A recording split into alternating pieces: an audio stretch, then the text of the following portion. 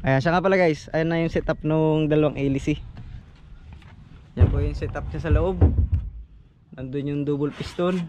Nandito yung D12. Ayan, water cooling. May tubo.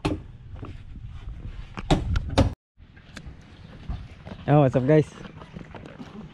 Dito tayo sa bangka ni Kasuyo. At si Kasuyo nga pala ay nagmamasilya ngayon, ano? Kita niyo naman, no? Ah, sinubukan mo boy, yung may tubig? Kuminis ano? Napanood ko lang din yan sa vlog eh. Sa vlog ng mga ngarira. Yung mga gumagawa ng pangarirang bangka. So pag nagmasilya sila, tinutubigan nila yan, kinikis-kis. Makinis nga naman, oh. Ayun, oh. Galing, oh. Galing ni Kasuyo magmasilya. Dami na natututunan si Kasuyo. Paningka mo to. Marami namin natututunan. Sa pagkasama ka pala lagi ng karpintero, matututo ka pala talaga. Siyempre. Ayun guys, so nagkaigi yung dating takip natin, yung sa ilalim. Ayan, nagawa ng paraan. Ayan, so malaki din yung ating storage, subo na. Ito guys, binaklas na yung dati. Kasi dudugsong inalalargo na ni Kasuyo hanggang dito. 40 inches na itong taas nito boy. 40 na? 40 na. Oo, taas-taas na yung storage natin pala.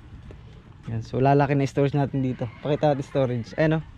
Yung ganyan siya kababa, tataas na po yan. Pating isa. Ayan pa natin yan. Oo, palit eh. Ah, siya ka pala, hindi ito yung palatik ha. Ito yung papatungan ng bayog. Ayan yung bayog, nililinis. Okay, lapitan natin.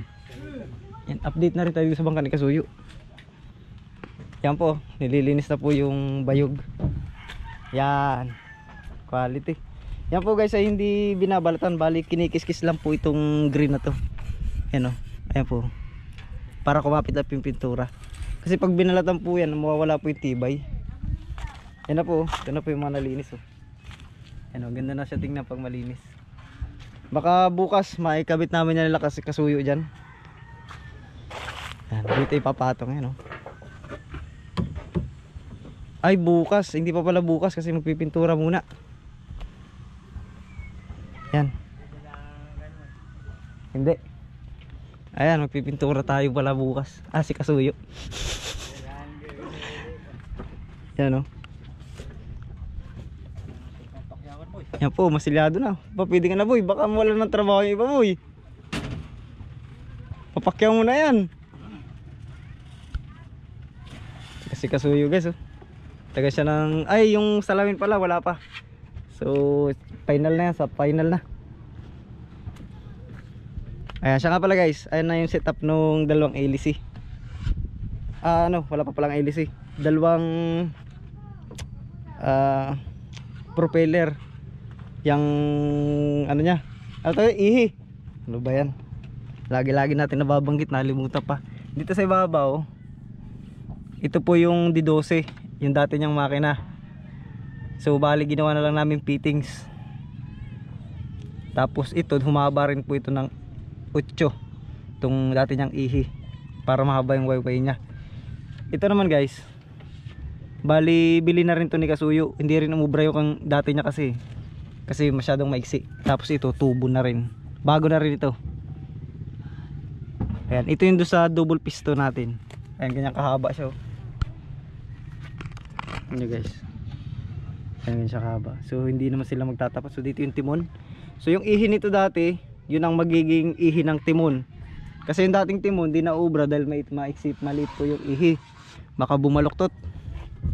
Pero makikita nyo naman dito yan sa loob. Yan po yung setup niya sa loob. Nandun yung double piston, nandito yung D12. Yan, yan po yung mga fittings niyan.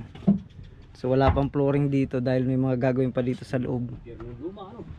Yan. Ay, saka pala sapatos. Yan na, mga bago na yung sapatosan yan. Matibay talaga yan. Kasi pampasipik, dapat ay matibay ang talian ng palatik. Ayan o. Dito sa kabila wala pang masilya. Saka pala may radiator ito guys. Ayan o. Ayan, water cooling. May tubo. So hindi naman sana magwa water cooling. Dahil ang plano ay irerekta sana yung water pump sa dagat, tapos ilalabas din sa dagat. Ang problema, yung pong water pump nung double piston ay aluminum. So madali daw po yung tunawin ng alat. Yung ating water cooling, ito. Tunda lang ito, nandun to sa loob sa tapat ng makina. So dito ang patak nung papasok, tapos dito yung pabuga. Yan, paikot-ikot lang dito yung tubig, pinapadaan sa dagat para lumamig habang natakbo. Tapos maglalagay din syempre ng box doon ng tubig.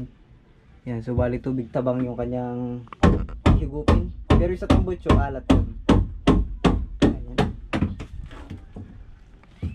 Kunti na lang pala to. Kunti na lang to tayo, no? Mga ilang araw ka pa tayo siguro.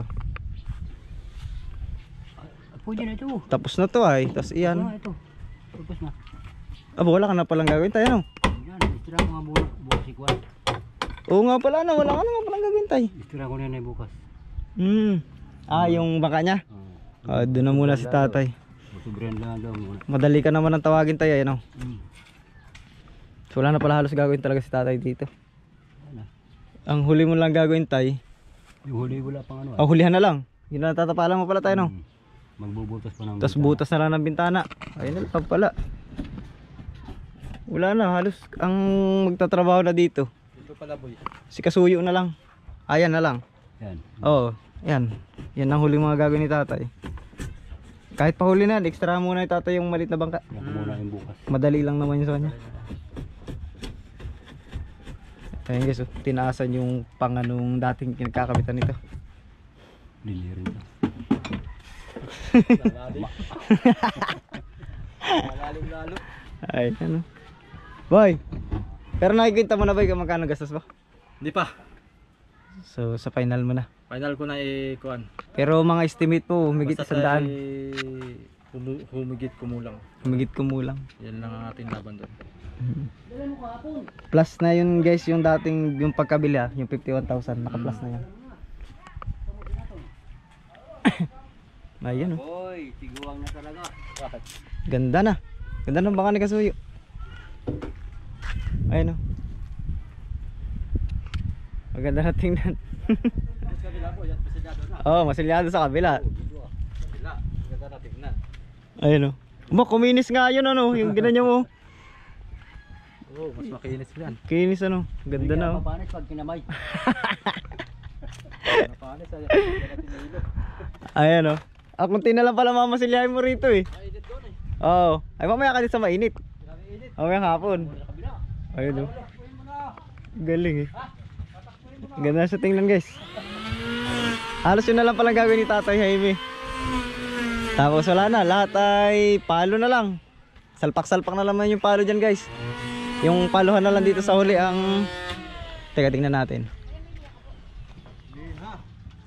Ayun, yung palo na lang pala dito, yung paluhan. Yung pa nga gagawin na lang ni Tatay Jaime. So far, wala na. Ayun. At yung gagawa na yung team. Ayun, ganda. Galing din wag masilya si Kasuyo. Oh, namasilya ni Kasuyo, ano. Palibasa ay lagi niyang naibablog yung pagmamasilya, natok niya na rin siguro niya.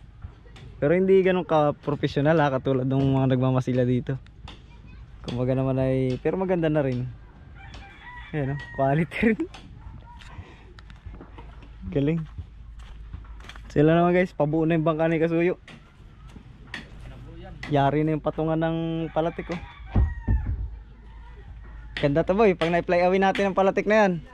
Papagawa pala tayo ng upuan pa sa likod. Ayo, madali na yun. Dali na ang upuan. Ha? Kapuso daw. Kapuso daw. Eh, habol pa yan. Kasuyo, hindi kapuso. Mga harvest tayo dito ng buraw. Yan, buraw. Pagka binali na. Ayan, so yun lang naman guys ang update dito sa kay Kasuyo ng bangka. At ayan, yung water cooling, ang ganda ng setup. Ayan. Sakto yung box, ha. Ayan, so thank you. Hindi na lang. Siguro dito. Sige ba? Ang ganda. Napagkasya, no? Mahigit sumakto pa rin yung takip natin. Pero medyo lang pa siya. Okay lang yan. At least sakto yung dito sa loob. Kesa naman sa masayang to tayo, no? Nagawa na ito eh. Sayang naman. Ayun. Hindi lang tayo. Ayos.